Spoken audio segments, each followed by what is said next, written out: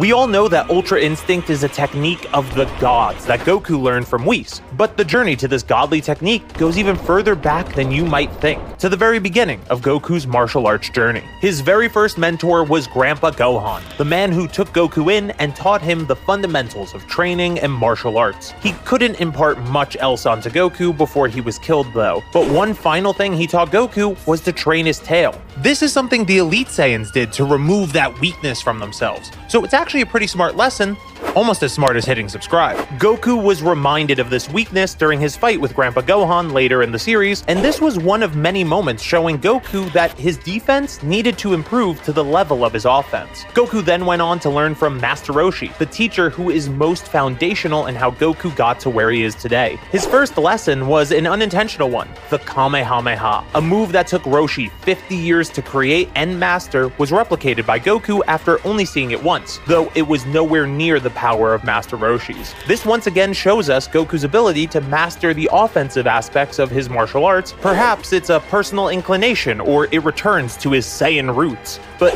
either way, his defensive abilities still seem to be lagging behind. When Goku becomes an official student of the Turtle School, the goal is to have Goku and Krillin break the wall of humanity, surpass human limits. But they must also be well-rounded, so Roshi educates them as well. He tells them that martial arts are the pursuit of health in mind and body, that those who misuse power or abuse others must be defeated with one mighty blast. Or more simply, train hard and enjoy life. He honed their bodies with manual labor in the morning, rested them in the afternoon, only to continue their physical training afterwards. Even their rest was only a short nap, as their minds were being trained as well. Wait a second, is this how Goku learned what sex is? The motto of the Turtle School is move well, study well, play well, eat well, and rest well. These were the ideals that the training was ingraining in Goku and Krillin, but they were too young and eager to understand it at the moment. They complained that they weren't being taught moves, but as I said before, this is foundational training. They are building bodies that are strong enough to compete in martial arts, not simply perform weak versions of impressive attacks. So he continued to train their minds and bodies, improving their strength with labor, their minds with studying, their reflexes with danger, and rounding them out as martial artists. He even reveals that the intention was never to teach them any martial arts directly, but instead to forge them so they can use what they already know as effectively as possible. The goal was never to win a tournament or beat an opponent, but to give them the tools to not defeat themselves. And it worked. Goku and Krillin were able to far exceed expectations when they finally participated in the Tenkaichi Budokai, to the point that Master Roshi himself had to enter in order to keep them humble, so they'd stay on the path of martial arts and didn't let ego destroy their self-perception. Something that we actually see for ourselves later in the series. During his time as Jackie Chun, Roshi continues to train the people he fights, like telling Yamcha he uses excess movement in his attacks, telling Krillin that desperation plays to an opponent's favor, and even teaching Goku, indirectly, the after-image technique, a move that can actually bolster his rather limited defensive options,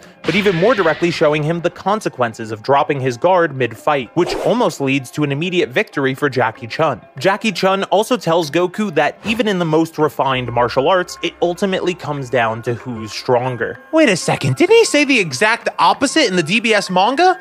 What the hell is going on here? I'll talk more about that scene later in the video, but this isn't contradictory. Roshi goes on to think of other factors that make determining a winner more complicated, and in the end, it's a strategy that allows him to win the fight by using his height advantage. This is despite Goku likely having more power and energy left, as shown by him using a weaker Kamehameha, while Roshi couldn't perform one at all. After the tournament, Roshi doubles down on the main lesson he wished to instill. His disciples can't become overconfident or complacent with the tournament they just entered. There will always be someone better and stronger, a lesson proven right by the series going forward in general. After this, Roshi says he has nothing left to teach Goku and Krillin, so he tells them to forge their own path and discipline themselves further. As we know though, Roshi wouldn't be Goku's final master. And who better to further Goku's growth than the master that taught his master?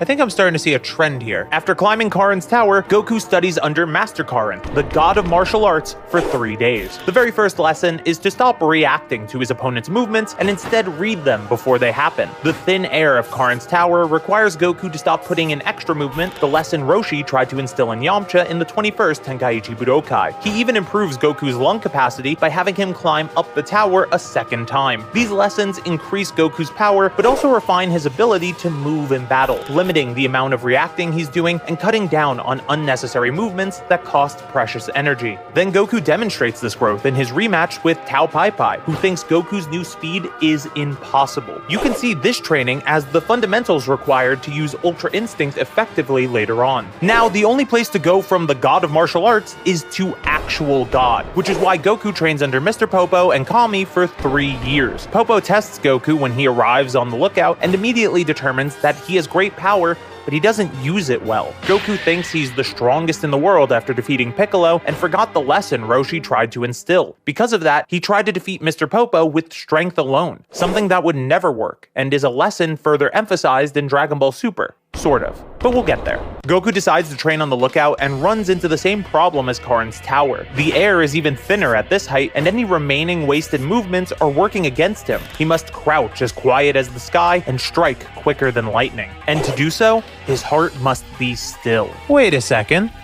I've heard this one before. Popo also tries to teach Goku to see without using his eyes. Presence, air movement, and even instinct are the essentials to victory. So when Kami finally agrees to train Goku, the very first lesson is to be still and train his spirit, which Goku demonstrates perfectly in the preliminaries to the next Tenkaichi Budokai. Kami also went on to teach Goku Namekian martial arts and even how to fly, but that doesn't really matter for this video. I just wanted to be clear that there was more to his training than just this. After this, Goku goes on to train under King Kai, his final master for a long time. King Kai sees Goku as the first person with the potential to master the Kaioken, something even he couldn't master despite creating it. Goku's first lesson requires him to catch bubbles, once again training his ability to use limited movements, but also increasing his power and speed due to the additional gravity. Now real quick, this next line I'm about to cover is different when it's repeated in the Dragon Ball Super manga in both Japanese and English, so don't get too caught up in the specifics. The general idea is still basically the same. King Kai tells Goku that to be the best in the universe, he has to be the best in body and mind, or potentially body and spirit.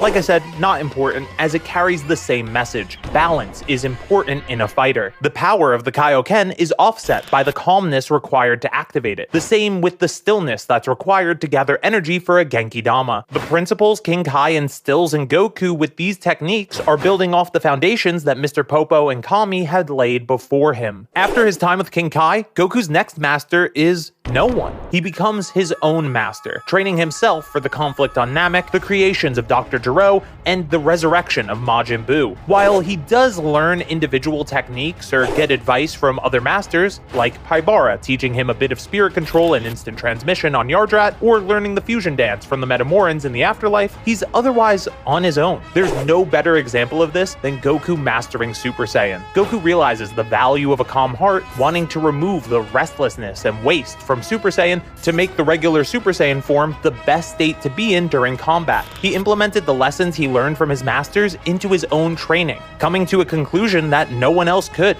That's all the more reason he changes from student to master and begins instilling what he knows in the next generation, focusing less on himself and more on Gohan, Goten, Trunks, Pan, and even Oob, which makes Super feel a bit weird, right?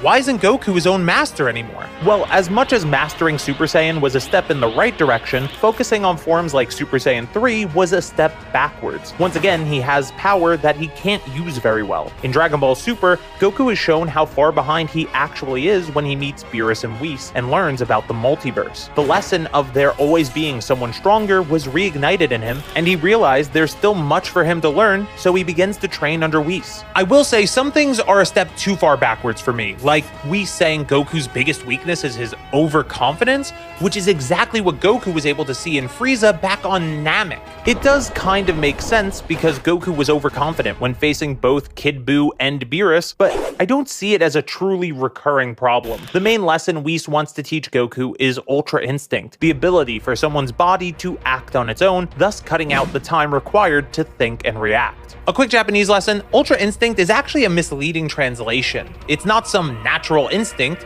Migate no Gokui more accurately is translated to the secret of self-movement.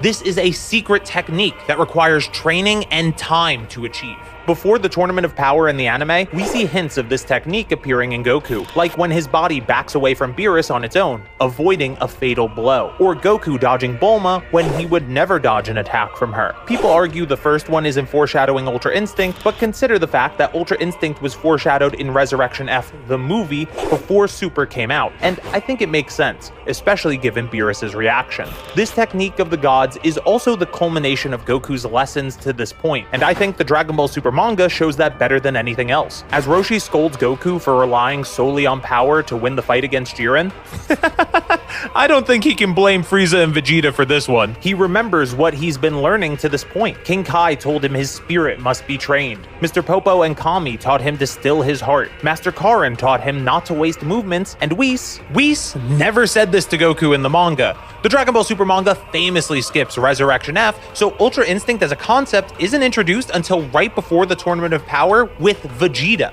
So this is a memory of something we never actually saw. Regardless, Ultra Instinct was always the main goal of Whis' training, and even Roshi says the motto of the Turtle School, giving Goku one final lesson on how to move well. This first attempt to access Ultra Instinct is extremely short-lived, but later, he's able to not only maintain Ultra Instinct's sign, he realizes his heart must be calm, and because of that, he's able to push further into Ultra Instinct. Calling it mastered or perfected Ultra Instinct is kinda fine, but the point is that this form is Ultra Instinct. And yes, it is a form. We'll get to that. This was only a taste of what Goku's journey would lead to, since he couldn't access either version of Ultra Instinct at will after the Tournament of Power. Now we get into arcs that aren't animated yet, but I've already covered their stories in separate videos. The Moro arc takes place right after Dragon Ball Super Broly, and in it, Goku trains under an angel in training named Meris, the younger brother of Whis. Meris puts Goku into a training camp that will replicate the life or death scenario of the Tournament of Power to have Goku replicate the conditions that granted him Ultra Instinct the first time. Their training is interrupted before Meris can finish it, so the best Goku can do is transform into Ultra Instinct's sign at will. A side note, I use the colored manga for these videos, but this panel actually has a coloring error. You see, Goku's supposed to be an Ultra Instinct sign in this panel, which is why they don't show his transformation and why his aura shape is exactly the same as the Tournament of Power. It's actually an amazing detail that I'm really sad they colored wrong. Goku's training could only be completed by Meris sacrificing himself against Moro, a final push of anger that Goku would have to remain calm through. This is just like the Tournament of Power, but this time, he has the strength to maintain the form, and it works. Goku can now use Ultra Instinct at will, but that was only the first step to a new journey. You see, Ultra Instinct, the technique, is able to be used in any form, but Goku needs to transform to use it as precisely as possible. So after the Moro arc, Goku trains with Whis to not only further master his silver-haired form, but also wield Ultra Instinct in any form, including his base. While he's not fully capable of it yet, he can use the technique somewhat proficiently in every form. Notably, as his forms get stronger, Goku becomes more proficient with Ultra Instinct, which is why his strongest form with the silver hair is the only one capable of utilizing the full Ultra Instinct. For now. This journey isn't a complete one. Goku has to figure out his own way to use this godly technique like he started to in the Granolah arc. And even more importantly, he needs to apply those lessons to all of his forms, not just his strongest. The road to Ultra Instinct is about not defeating oneself, the same path he started back when training with Master Roshi. From a low-class Saiyan warrior to a master of godly powers, this is the journey of the Saiyan who was raised on Earth, Son Goku. So make sure to subscribe if you haven't yet, and thank you so very much for watching.